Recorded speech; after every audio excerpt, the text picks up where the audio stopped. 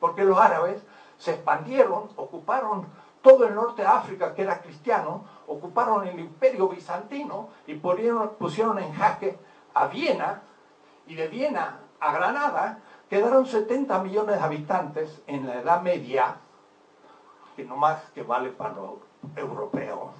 La China tenía 150 millones, siempre 2 y 3 veces más que Europa.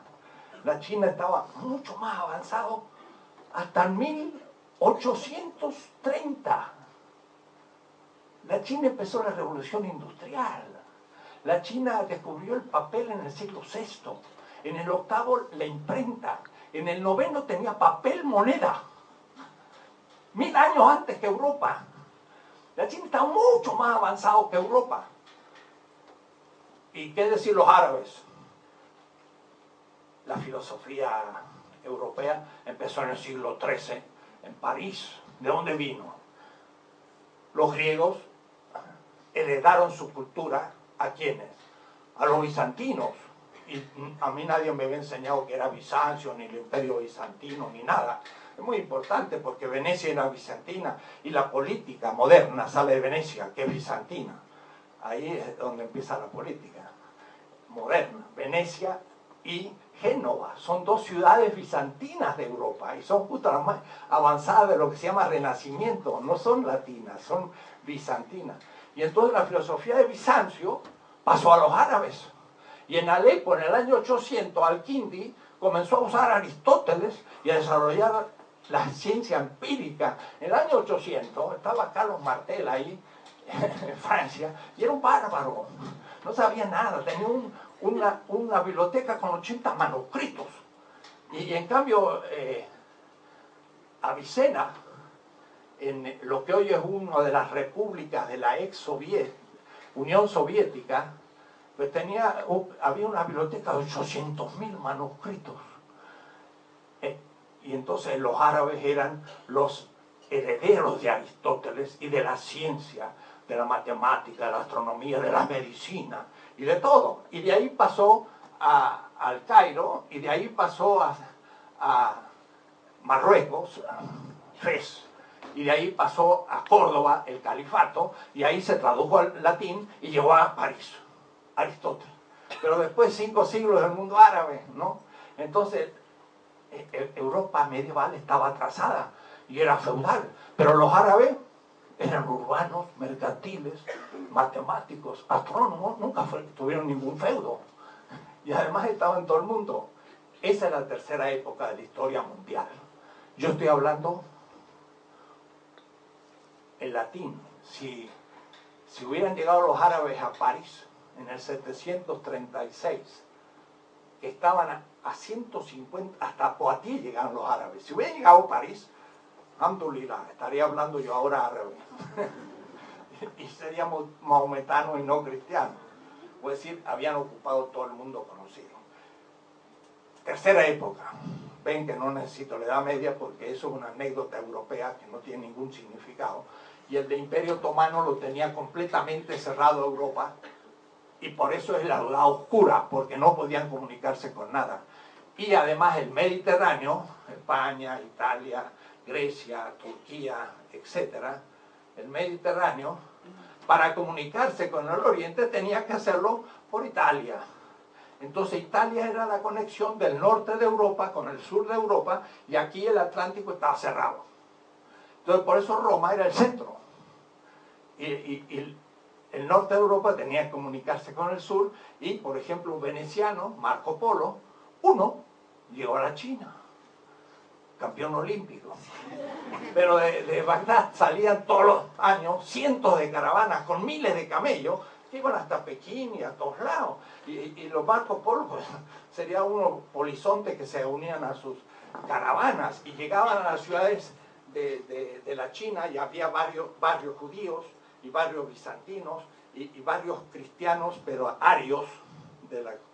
Entonces, Bagdad era el centro. Se fundó en el 756 hasta que lo tomaron los turcos, y fue 500 años Bagdad, centro del sistema, de España hasta China, Bagdad. Tanto como lo que vamos a llamar modernidad. Entonces después viene, ¿qué es la modernidad? Y ahora tenemos que criticar los posmodernos.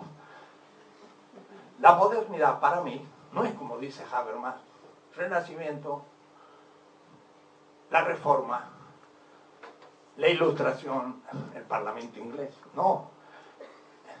La modernidad comienza con la salida de Europa del enclaustramiento árabe. Europa tenía aquí a los otomanos que estaban sitiando a Viena hasta el 1688.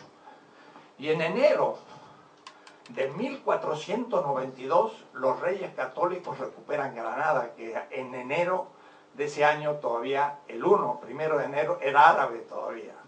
Entonces recuperan esto y Portugal se había lanzado hacia el sur.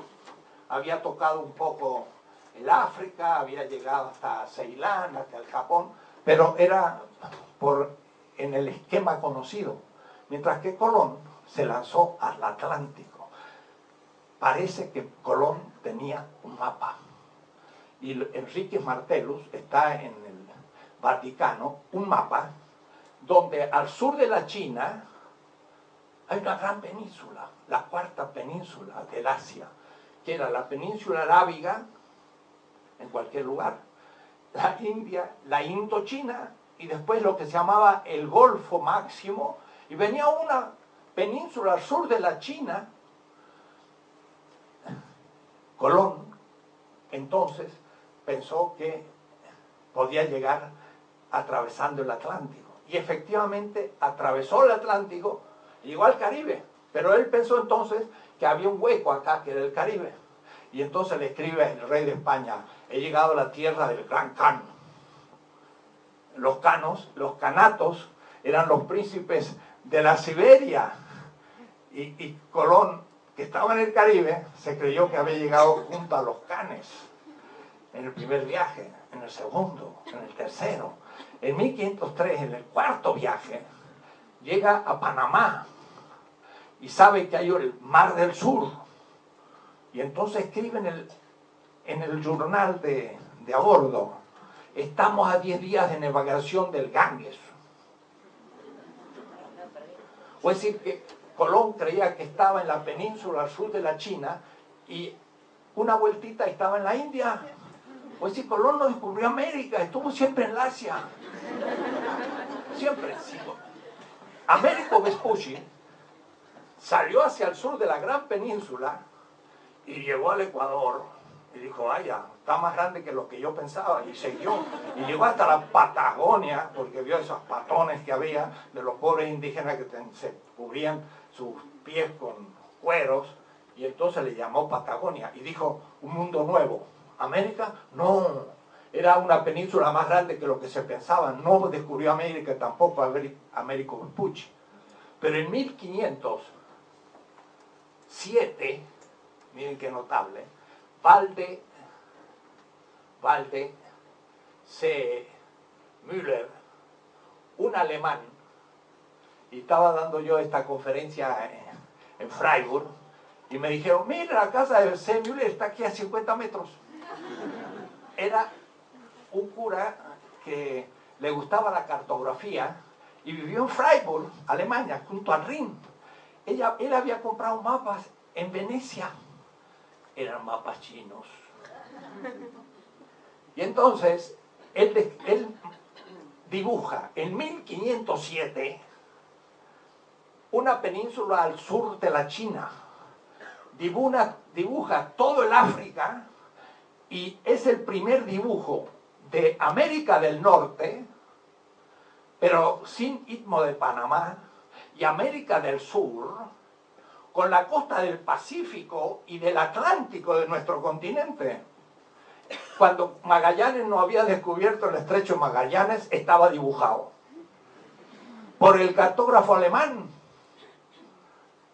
¿Dónde lo sacó? Mapas chinos. La China había descubierto todo el mundo desde el comienzo del siglo XV. Todo el mundo, Australia inclusive. Y las islas del sur del Océano Índico. Y habían dibujado las costas del Polo Sur y mapeaban toda la Patagonia de las islas Malvinas, mapas chinos. O es decir, ni descubrieron América los europeos.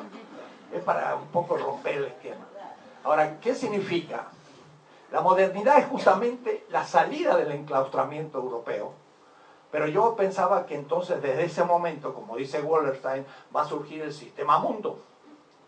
No, van a pasar 3 siglos y España no va a lograr salir de un capitalismo mercantil, sino que en el siglo XVIII va a estar la revolución industrial, que ya no la va a hacer España, pasa por haberla hecho Inglaterra. Hay un libro de John Hobson, que es profesor actualmente en Sheffield, en Inglaterra, que se llama La tecnología de la revolución industrial en Inglaterra, y muestra que toda la tecnología es china. Y en Sheffield, que se instalaron las primeras grandes fábricas de acero, la instalaron ingenieros chinos. Entonces tenemos que hacer una historia de la tecnología y de la revolución industrial y de todo de otra manera, ¿eh? Y justamente ahora se estudia el origen de la revolución industrial en el Yangtze. Después hubo una crisis espantosa y la China se vino abajo, pero mucho después. Y la vuelta de la China a la presencia no es un milagro. Ha estado 1 siglo y medio fuera de circulación y vuelve. Pero ha sido durante un milenio el centro de la ciencia y la tecnología. Hay que ver los 8 tomos de Needham sobre historia de la ciencia y la tecnología en China. Esto a mí me sirve, la China, para destruir ese eurocentrismo. Entonces la modernidad es la apuesta del Atlántico, no como el Pacífico prehispánico, sino que ahora el Atlántico está donde lo colocamos casi siempre, al oeste de Europa y al este de América. Y eso fue centro hasta casi ahora. El Pacífico vuelve a ser ahora el centro. Entonces, ¿qué es la modernidad? Es la salida de Europa del enclaustramiento árabe y la creación de 4 cosas simultáneamente. Por una parte, el colonialismo. Ninguna cultura había tenido eso. El colonialismo. El capitalismo, porque va a ser la acumulación originaria de nuestra plata. En el siglo XVI, de solamente las minas de Potosí salió 20.000 toneladas de plata, y fue la acumulación originaria. Y al mismo tiempo, entonces, es el eurocentrismo como ideología. Y entonces tenemos que ligar modernidad con capitalismo, con colonialismo y con eurocentrismo, y entonces puedo empezar a estudiar la filosofía moderna. Hobbes, Hume, Kant, Hegel, hasta Habermas, y todos tienen la visión eurocéntrica, desconocen la periferia.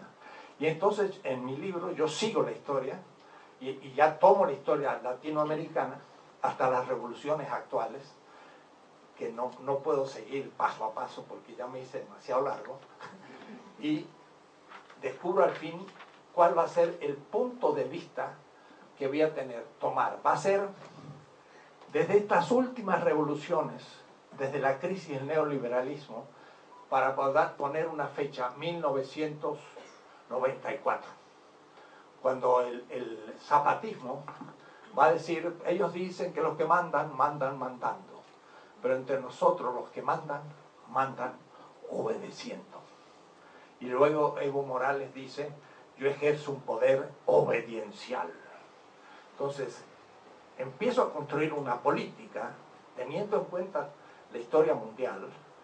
¿Y qué encuentro?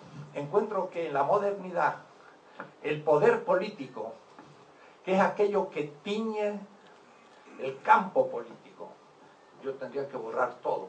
A ver quién me ayuda. ¿Tienes algo para borrar?